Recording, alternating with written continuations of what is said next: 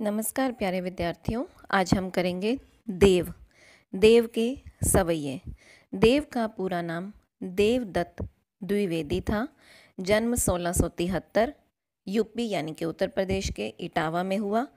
ये एक ब्राह्मण थे जाति से और प्रतिभावान कवि होने के साथ साथ एक बहुत महान आचार्य भी थे। अनेक राजाओं का इन्होंने आश्रय लिया और उन पर अलग अलग तरह की रचनाएं लिखी। जैसे औरंगजेब के पुत्र आजम शाह के दरबार में रहे तो इन्होंने भाव विलास लिखी उनके ऊपर, और कुशल सिंह से कुशल विलास इन्होंने लिखा। भवानी दत्त वैश्य और भोगीलाल के आश्रित भी रहे ये, और सर्वाधिक सम्मान इन्हें भोगीलाल से ही मिला था। देवदत्त के कार्य पर प्रसन्न होकर लाखों की संपत्ति उन्हें दान दी थी भोगीलाल जी ने, और 1767 ईस्वी में इनका निधन हो गया।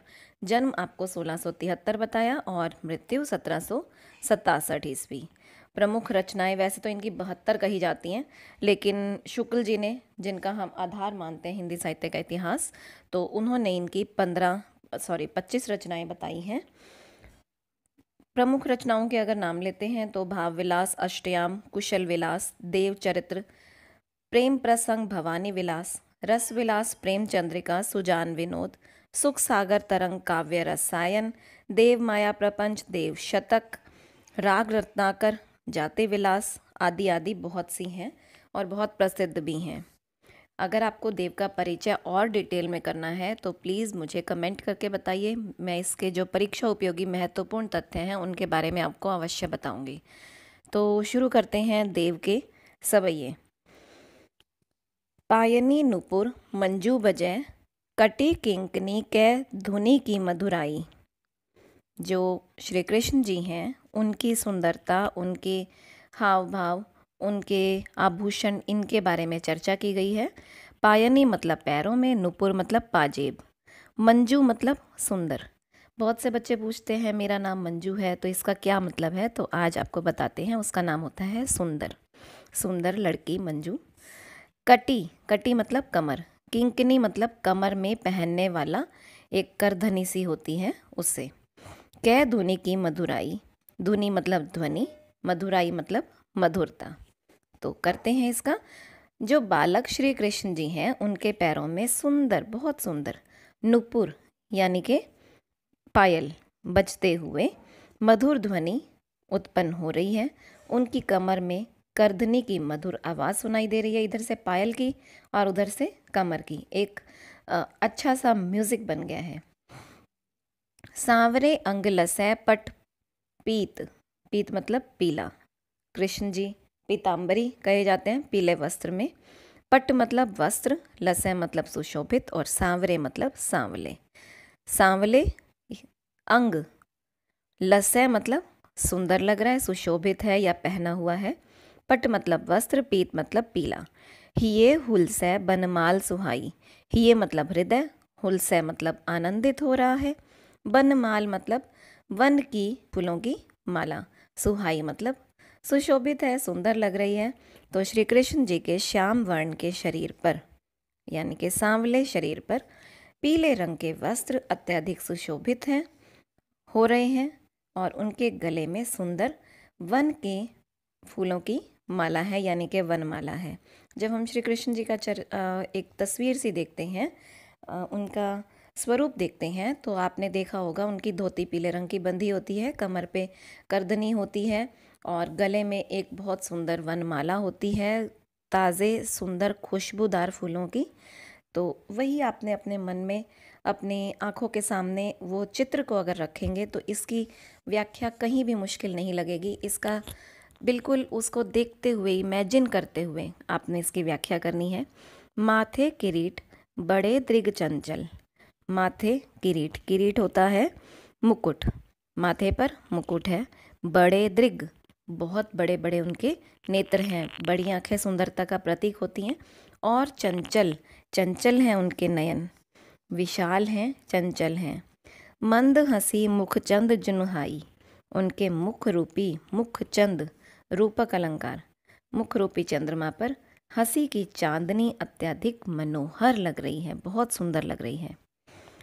जय जग मंदिर दीपक सुंदर, और कवि क्या कहते हैं, यानी कि देवदत्त द्विवेदी जी कहते हैं कि जय जग मंदिर दीपक सुंदर, जिस प्रकार मंदिर में दीपक सुशोभित लगता है, संसार रूपी मंदिर में दीपक सुशोभित लगता है, उसी तरह इस संसार रूपी मंदिर में श्री ब्रज दूल्हे देव सहाई, ब्रज दूल्हा यानी कि श्री कृष्ण जी शोभायमान हो रहे हैं और वो ही हमारे सहाई हैं, मतलब सहायक हैं।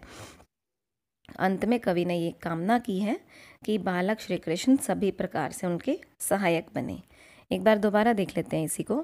पायनी दोबारा देखने से पहले मैं आपसे रिक्वेस्ट करूंगी अपनी आंखें बंद कर लें और जैसे जैसे मैं आपके सामने बोल रही हूँ आप उसको इमेजिन करें, अपने मन में ऐसा सोचें, श्री कृष्ण का तस्वीर अपनी आंखों के सामने रख कर जैसे जैसे मैं बोल रही हूँ आप देखिए वैसे वैसे आपके एक चित्र सा उभरता जाएगा। पायनी नुपुर मंजू बजे, पाँव, अब आप पाँव देखिए, उनके आंखें बंद करके पाँव देखिए कि उनके पाँव कितने सुंदर हैं और उस पर क्या है, श्री कृष्ण जी के पैरों में सुंदर नुपुर यानी कि पायल की मधुर ध्वनि उत्पन्न हो रही है। कटी किंकनी के धुनी की मधुराई, उनके कमर में करधनी की बहुत मधुर मीठी आवाज़ सुनाई दे रही है। एक ध्वनि कमर से, एक ध्वनि पाँव से, और उनकी चाल कितनी अच्छी लग रही है, कितनी ध्वन्यात्मक सौंदर्य है यहाँ पर। सांवले अंग लसै पटपीत, उनके सांवले अंगों पर पीले रंग का वस्त्र बहुत सुंदर लग रहा है। हिये हुलसै बनमाल सुहाई, उनके हृदय पर वन के फूलों की माला है, बड़े बड़े सुंदर सुंदर फूलों की माला है, लंबी। माथे किरीट बड़े दृग चंचल, उनके माथे पर किरीट है यानी कि मुकुट सुशोभित है और उनके नेत्र बहुत बड़े बड़े और चंचल हैं। मंद धीमी हंसी, मुख चंद्र, मुख रूपी चंद्रमा पर बहुत धीमी धीमी हंसी मन को मोह रही है, बहुत प्यारी लग रही है। जय जग मंदिर दीपक सुंदर, जैसे मंदिर में एक दीपक सुशोभित हो रहा होता है, सुंदर लग रहा होता है। देखिए अंधेरा है और मंदिर में एक दीपक की वजह से बहुत रोशनी हो रही है, बहुत सुंदर सा प्रकाश हो रहा है। वैसे ही श्री कृष्ण हमारे इस ब्रज के दूल्हे के रूप में सुशोभित हैं और वे ही हमारे हर प्रकार से सहायक हैं। ठीक है, देखिए सवैया छंद है, सवैये हो गए देव के, तो सवैया छंद है, तत्सम तद्भव शब्दावली है, साहित्यिक ब्रज भाषा है और वर्णनात्मक शैली है। उसके अलावा माधुर्य गुण है, ध्वन्यास और रूपक अलंकार है। कहाँ कहाँ पर है, कटी किंकनी के धनु, कटी किंकनी के धुनी की मधुराई, लसै पट पीत और हिय हुलसे में अनुप्रास अलंकार है। अनुप्रास अलंकार तो अब आप निकाल ही लेते होंगे, जहाँ भी दो वर्ण एक जैसे आए हों, दो व्यंजन वर्ण एक जैसे आए हों, अनुप्रास अलंकार। मुख चंद जुनहाई और जग मंदिर दीपक में रूपक अलंकार है।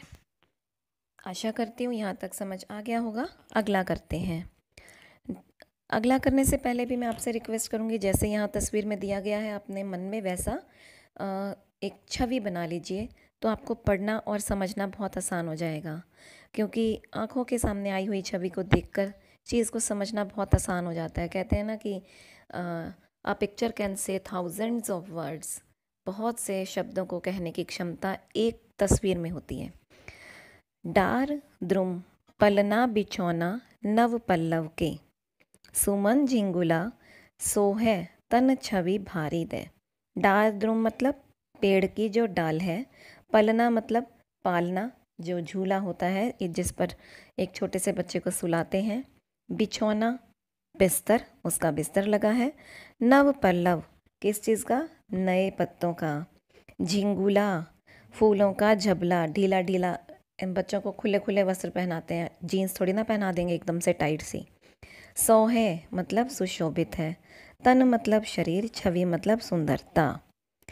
देखिए इसमें बसंत ऋतु के आगमन की सुंदरता का वर्णन किया है। कैसे कि बसंत ऋतु के आने पर बसंत ऋतु रूपी शिशु, रूपक अलंकार हो गया।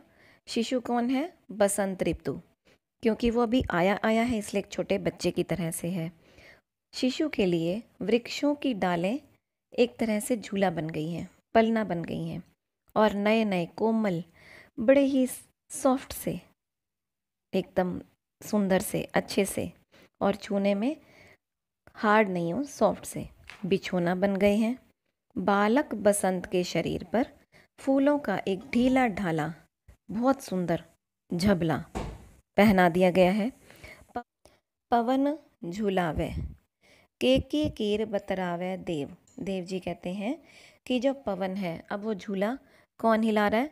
पवन, वायु खुद उसका झूला झूला रहे हैं। और मोर और तोता, केकी मोर और कीर तोता, मोर और तोता उस बच्चे से, बसंत रूपी बच्चे से, बालक से बातें कर रहे हैं। बच्चे को खिलाने के लिए कोई चाहिए होता है, वरना बच्चा रोने लगता है, तो उससे वो बातें कर रहे हैं। सारे में रूपक अलंकार है, एक ऐसा इमेजिन किया हुआ है, एक बहुत अच्छा सा कवि ने अद्भुत रस इसके अंदर किया है, माधुर्य गुण है, चित्रात्मक शैली है। तभी आपको कहा कि अपने मन में इस तरह का ये चित्र रखिए जो आपको सामने दिखाया गया है। आगे कहते हैं, कोकिल हलावे हुल सावे कर तारी दे। कर मतलब हाथ, तारी मतलब ताली देती है। कौन? कोयल। कोयल की आवाज़ मधुर कही जाती है। वो अपनी मधुर वाणी से, जैसे ही बसंत ऋतु का आगमन होता है, कोयल की आवाज़ सुनाई को देने को देती है। कू कू, बहुत प्यारी आवाज़ लगती है उसकी। कोयल मधुर वाणी से बालक बसंत को हिलाती है, उसको थोड़ा खिला रही है बच्चे की तरह, और तालियां बजा बजा कर उसको प्रसन्न कर रही है, खुश कर रही है। पूरित पराग सो उतारो करे राई नून। अब देखिए, हमारी भारतीय संस्कृति में बच्चे को नज़र भी लग जाती है, उसके लिए क्या कर रहे हैं? बालक बसंत को किसी की नज़र ना लगे, इसलिए कमल की कली रूपी नायिकाओं, नायिका कौन है? लताएं, जो उसके आसपास लताएं हैं, उनसे लदी हुई सुंदर सी साड़ी पहने हुए, अपने सिर पर उन्होंने वो साड़ी जो है ओढ़ा रखी है। कंजकली नायिका लतान सिर सारी दे। कंजकली मतलब सुंदर सुंदर जो लताएं हैं आसपास में, उन्होंने अपने सिर पर लदी हुई साड़ी जो है, एक तरह से जो उनके फूलों की साड़ी है, उसे अपने सिर पर डाला हुआ है, और वो अपने मन पूरित पराग सो उतारो करे राई नोन। जैसे हम राई का, नमक का एक नज़र उतारने का प्रोसीजर फॉलो करते हैं कि कहीं नज़र ना लग जाए, टोटका, ऐसा वो कर रही हैं। मानो पराग कणों से राई और नमक को मिलाकर बसंत रूपी बालक की नज़र उतारने का प्रयास कर रही हैं। ऐसा टोटका जो हमारे प्राचीन काल से ही चला आ रहा है। कोई छोटा बच्चा होता है, वो ज़्यादा रोने लगे तो हम उसका नज़र उतार देते हैं, ना भी रो रहा हो तो भी हम काला टीका तो लगा ही देते हैं। वही चीज़ है यहाँ पर, हमारी संस्कृति दिखाई गई है। मदन महीप जू को बालक बसंत ताही, प्रात ही जगावत गुलाब चटकारी दे। देखिए, ये होती है चुटकी की आवाज़। जैसे ही गुलाब खुलता है, उसमें से हल्की सी चुटकी की आवाज़ आती है।